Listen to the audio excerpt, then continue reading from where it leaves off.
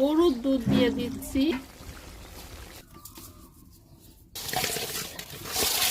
দিয়ে দিচ্ছি তেল,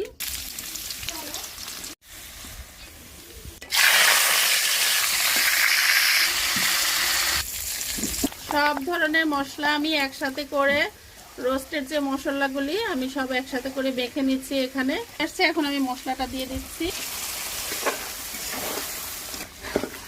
হয়ে গিয়েছে।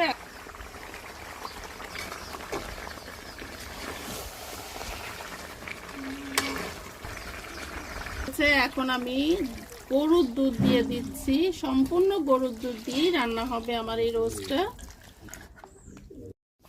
এখন দিয়ে দিব পেঁয়াজের বেরেস্তাটা, কিছুটা আমি আবার পরে উপরে